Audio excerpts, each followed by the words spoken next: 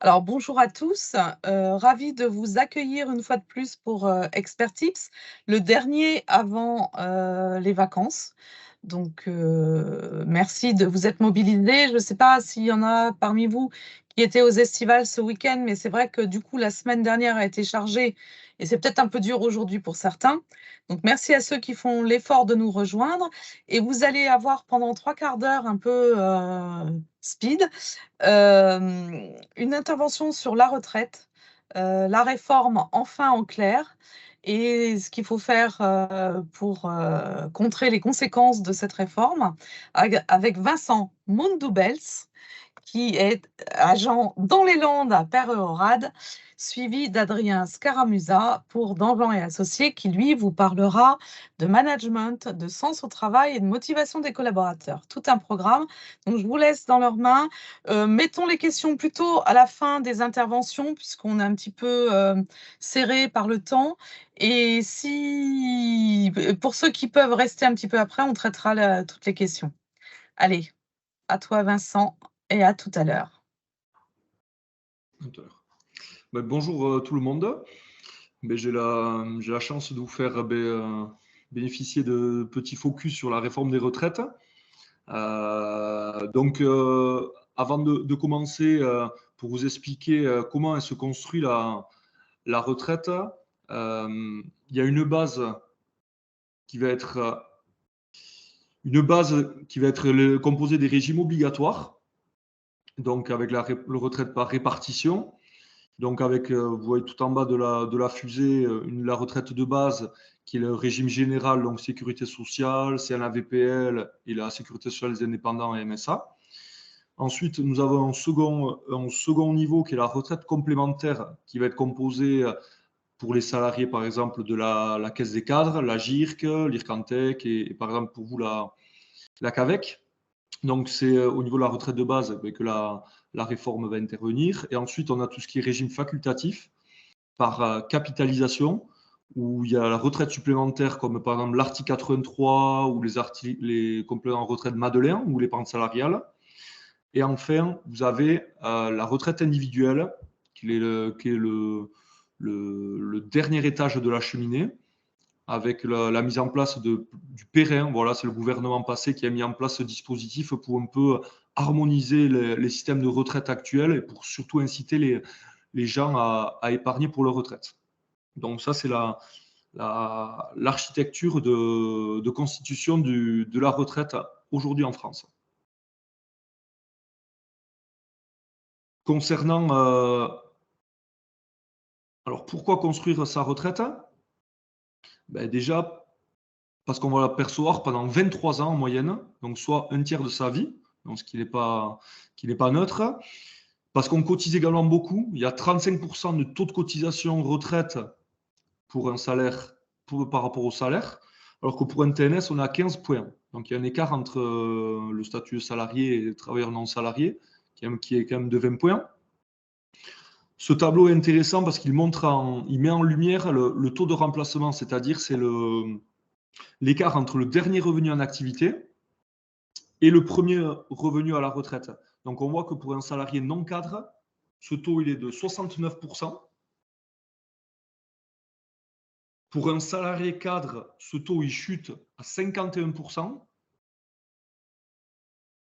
Et enfin, pour les travailleurs non salariés, les professions libérales et agriculteurs, il y a des disparités de taux de cotisation en fonction des caisses, mais en mettant une fourchette, on peut avoir un taux de remplacement qui est entre 30 et 50%. Donc, certes, le statut TNS, on cotise moins, mais on a bien évidemment moins à la retraite, c'est ce qui paraît logique. Alors, quelles ont été les bases de la réforme? Qu'est-ce qui a poussé les gouvernements successifs à vouloir faire une réforme? Donc, ils sont partis sur, même en ayant une hypothèse de plein emploi, le système de retraite sera déficitaire dès 2023 et ne reviendrait jamais à l'équilibre si aucune réforme n'est faite. Donc, je vais vous épargner les chiffres, mais voilà, il faut savoir qu'en cumulant d'ici 27 ans, il y a un déficit de 150 millions d'euros. Donc, c'est ce qui pousse le gouvernement à réformer les choses. Alors, ce tableau voilà, montre la durée passée à la retraite en France versus les autres pays européens. On s'aperçoit, tant les hommes que pour les femmes, on passe quasiment 22 et 26 ans de notre temps à la retraite. Donc, on est loin devant nos copains européens. Donc, c'est ce qui montre qu'on vit de plus en plus longtemps. Donc, peut-être qu'il faut faire quelque chose pour continuer à maintenir ce système-là. Donc, on a vu la durée et on va voir le montant. Voilà. Parce que en termes de montant, vous avez les retraites des pays européens, même des États-Unis et Canada. On s'aperçoit que le retraité français a un niveau de vie supérieur au niveau de vie du reste de la population. Le niveau de vie est matérialisé là avec les pointillés rouges. Donc, on voit que Italie et France, on est au-delà du niveau de vie des actifs. Donc, on a vu qu'en termes de durée, en termes de montant, on est bien loti en France. Donc, c'est ce qui a poussé le gouvernement à réaliser cette réforme. Je pense que tout le monde a entendu parler, qui est le report progressif de l'âge de liquidation des droits à la retraite. Donc, un sujet bien évidemment médiatique qui a engendré des disputes, querelles, manifestations, des larmes, un peu de tout. Mais c'est vrai que en regardant, en rentrant un peu plus en détail, on va voir les incidences de cette réforme. Déjà, ce qui n'a pas été assez dit, c'est que les personnes nées après 1973, on ne leur demande pas de cotiser plus. En termes de trimestres, on a 43 ans de cotisation, donc 172 trimestres. Donc les personnes nées après 1973, il n'y a pas plus de trimestres requis. Néanmoins, on a demandé d'allonger l'âge légal minimum, qui passe de 62 à 64 ans. Pour ceux nés après 1970, on est à un allongement de 1 trimestre pour ce millésime-là de 70, 71, 72. Donc, un trimestre requis en plus, tout en demandant un âge de départ à 64 ans. Pour le millésime de 65 à 69, donc là, il y a un peu plus d'impact. On leur demande plus de trimestres, entre 3 et 2 trimestres de plus. Alors, certains, ceux avant 68, on ne leur demande pas d'aller jusqu'à 64 ans. Il y a un barème de départ qui est progressif. Et avant 1965, de 61 à 65, voilà, il y a un allongement du nombre de trimestres et voilà, 1 ou 2 trimestres de plus par rapport à l'âge de départ à la retraite.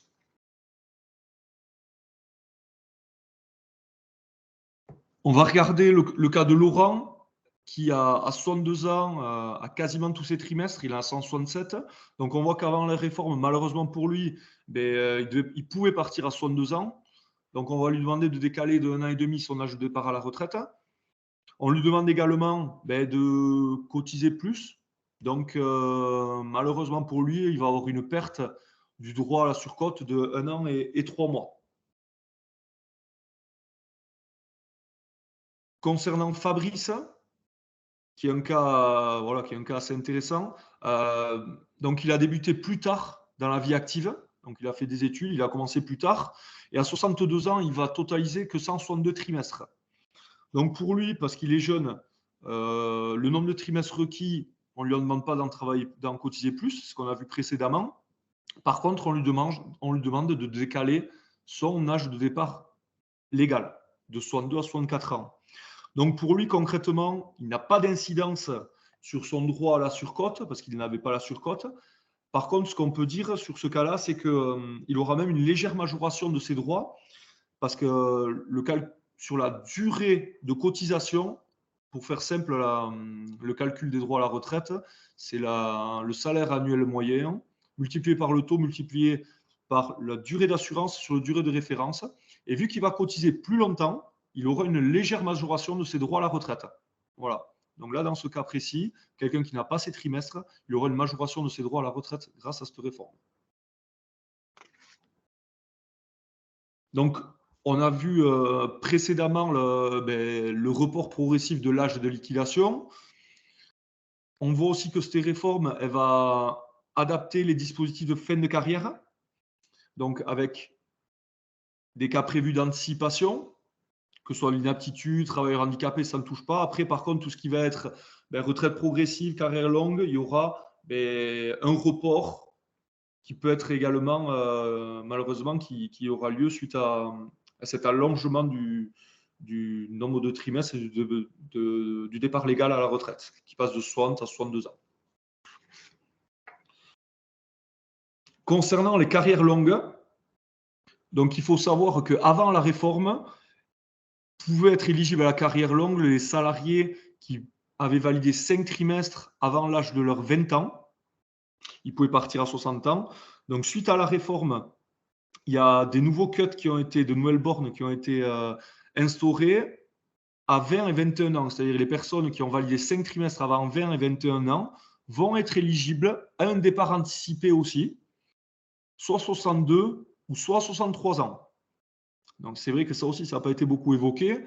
Et ça permet des personnes qui ont commencé assez jeunes, même avant 21 ans, de pouvoir partir de façon anticipée, s'ils ont bien évidemment le nombre de trimestres requis à l'âge légal. Ça, c'est la condition sine qua non.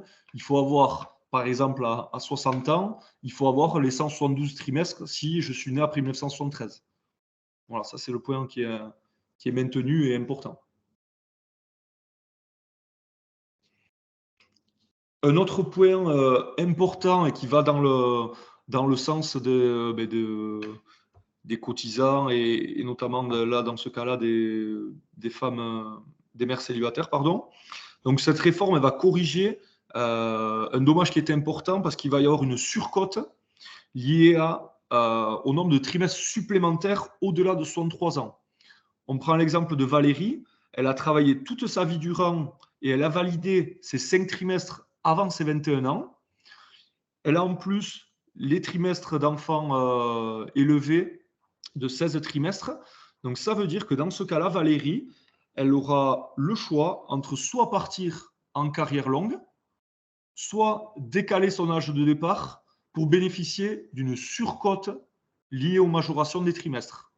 Donc ça, c'est aussi un point qui est important de la réforme, qui n'existait pas avant. Ça permet vraiment de se donner le choix de partir en carrière longue ou alors d'attendre un peu pour avoir une majoration de mes droits grâce à ces trimestres de majoration.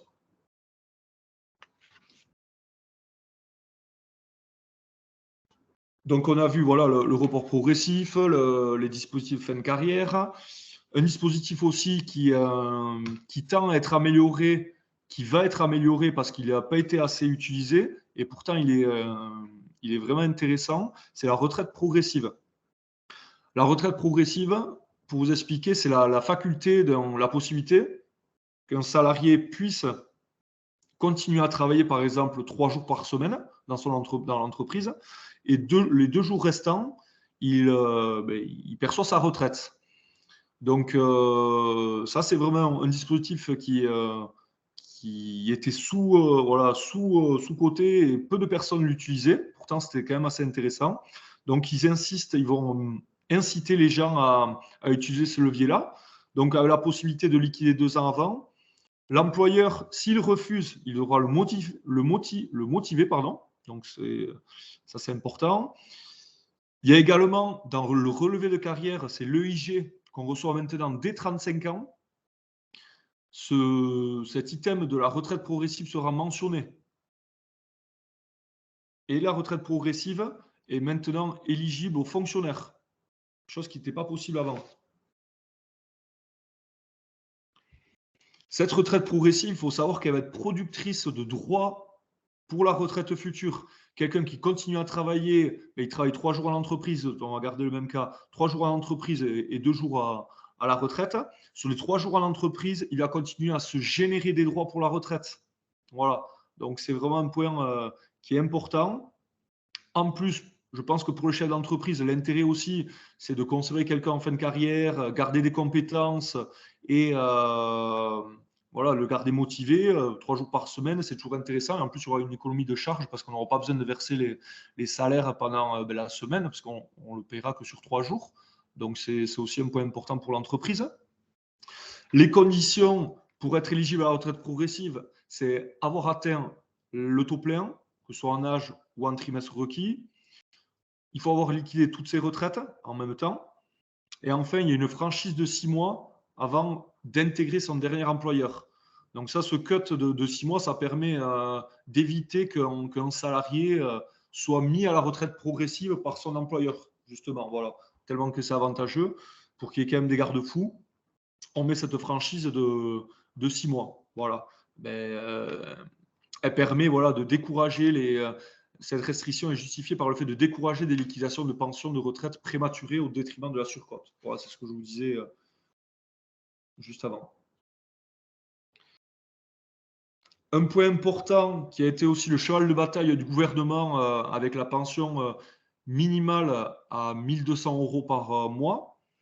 Donc c'est vrai que cette pension minimale, beaucoup en ont parlé. Avant cette réforme, il y avait 2 dispositifs qui permettaient de majorer les droits à la retraite. Il y avait le minimum vieillesse, qui permettait d'assurer un revenu minimum aux personnes qui ont des carrières incomplètes. Et après, il y avait un minimum contributif. Donc, c'est le montant de la pension versé à taux plein par l'assurance retraite qui ne peut pas être inférieur au minimum appelé minimum contributif. Voilà. Donc, il faut savoir que suite à la réforme, déjà, il y a également les ex-salariés, bien sûr, mais les travailleurs non salariés et agriculteurs qui sont éligibles. Donc, ça, c'est quand même important. Il faut quand même avoir à l'esprit que il faut qu'ils aient une carrière complète, à temps complet et au SMIC pour pouvoir bénéficier de cette réforme, de ces 1 200 € minimum. Donc, il y a quand même des critères qui sont importants pour en bénéficier. Tout le monde ne sera pas éligible à ce retraite minimale à 1 200 €. Seuls le seront les personnes qui auront une carrière complète, à temps complet et au SMIC. Voilà, donc ça fait quand même des critères et c'est vrai qu'au début, ça n'avait pas été trop expliqué par le gouvernement. Donc, en synthèse, les personnes nées entre 64 et 72, vous allez être vraiment très impactés. Donc ça, c'est vraiment le point important avec la durée de cotisation en plus et le nombre de trimestres requis en plus. Voilà, pour ces personnes-là. Ensuite, pour les personnes qui sont en inaptitude, peu de changements, voire à part pour les inaptes entre 10 et 19% de taux d'incapacité. Et par contre, il y a un élargissement des cas d'anticipation. Donc ça va plutôt dans le sens des cotisants. Il y a également un élargissement de la période de carrière longue, comme on a vu avec les différents cuts qui ont été mis en place dès 21-20 ans. Voilà, donc ça c'est vraiment important pour les personnes qui ont des travaux pénibles, qui ont eu des activités pénibles, pour pouvoir bénéficier de cette carrière longue. Et enfin, pour les femmes, il y a des avancées significatives, mais on a quand même en attente de compléments sur l'assurance vieillesse des aidants, la création d'un surcote parental et la réserve d'éducation en cas de séparation. Concernant les professions libérales, peu de changements. Bon, vous, concernant la CAVEC, vous avez été déjà malheureusement impacté l'année dernière par la dernière réforme. Donc, vous, il n'y a pas de changement. Un alignement au niveau des fonctionnaires, malheureusement, bon là, je pense qu'il y aurait eu la guerre civile en France sur le calcul des droits à la retraite des fonctionnaires, où c'est les 6 derniers traitements, voilà, contre la moyenne des 25 meilleures années nous concernant, les salariés et non salariés. Donc c'est vrai que là, ce cut-là, il n'a pas été aligné entre les fonctionnaires et les autres. Par contre, il y a eu un recul progressif pour certains métiers dits à risque, comme vous avez la liste à l'écran. Il y a une loi qui est en préparation pour les agriculteurs et les TNS également. Voilà.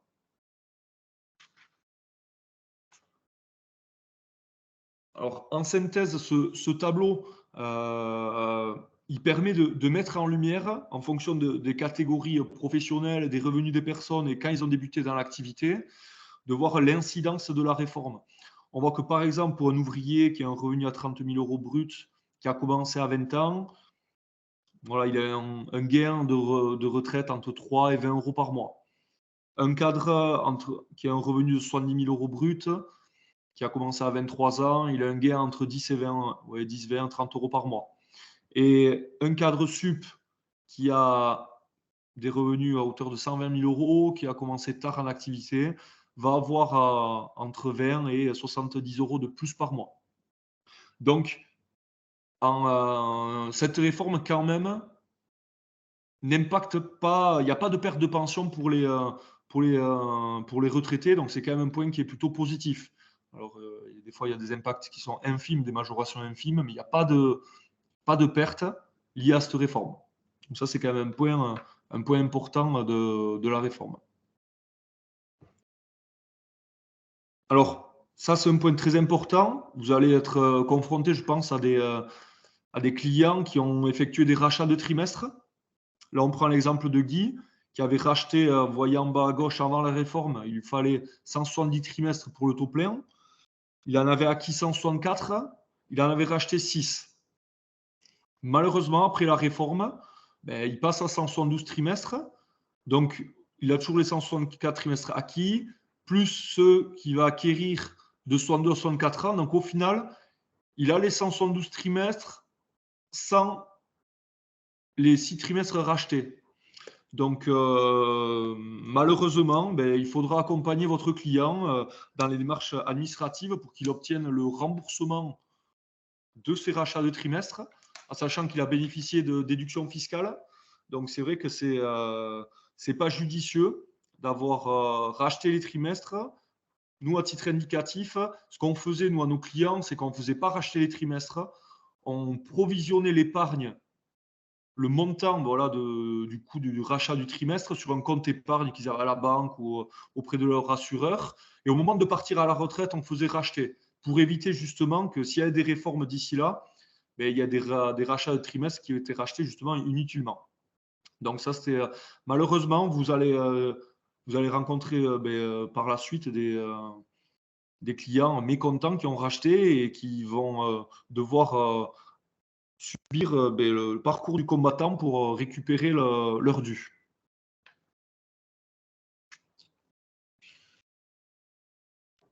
Quid, pas mal de questions n'ont pas été évoquées encore, n'ont pas été abordées par la réforme. Par exemple, la réversion. Donc, la réversion, c'est en cas de décès d'une personne à la retraite, c'est un pourcentage de la rente du défunt qui va revenir à l'héritier, au conjoint ou survivant. Donc, quid de cette évolution-là? C'est soumis à montant, à conditions de revenus, à conditions de ressources. Donc, il y a pas mal de paramètres qui n'ont pas été abordés encore par la réforme. Idem pour le cas de la réversion des artisans commerçants. Voilà, c'est soumis à revenus. Donc, quid de cet aspect-là de la réforme? La différence de traitement entre les mariés, pacsés, concubinage. Aujourd'hui, il y a des grosses disparités entre quelqu'un qui est marié ou pas par rapport à la réversion. Donc, quid du futur, parce qu'on se marie quand même de moins en moins. Pareil, après, si on se marie de moins en moins, on divorce moins. Donc, est-ce qu'on se divorce pareil, est-ce que c'est soumis à condition du revenu du conjoint séparé judiciairement, etc. Et enfin, un point qui est vraiment important, c'est le bonus Arco-Agirc, remis en cause ou pas. Il faut savoir que cette réforme, elle est passée comme une lettre à la poste il y a quelques années où tous les syndicats avaient validé ce bonus-malus. Pour vous expliquer, j'avais le taux plein à 62 ou 63 ans, par exemple. Malgré que j'ai le taux plein, j'avais une décote de 10% pendant 3 ans sur les régimes complémentaires qui m'étaient affectés. Voilà. Et pour ne pas l'avoir, cette décote, il fallait que je décale d'un an l'âge de départ. Donc, c'est vrai que ça, là, on n'a pas entendu parler. Tous les syndicats avaient signé, pourtant, de façon unanime.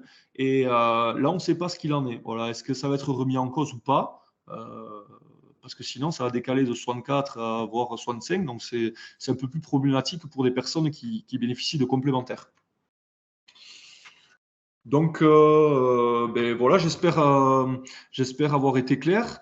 Pour toute problématique, vous pouvez nous contacter à l'agence pour vous accompagner dans ce genre d'études. On s'est équipé de logiciels pour vous accompagner en ce sens-là. Si vous avez des clients qui se posent des questions sur peut-être des changements de statut, est-ce qu'il y a un intérêt à passer TNS salarié ou autre, il ne faut pas hésiter à à nous appeler.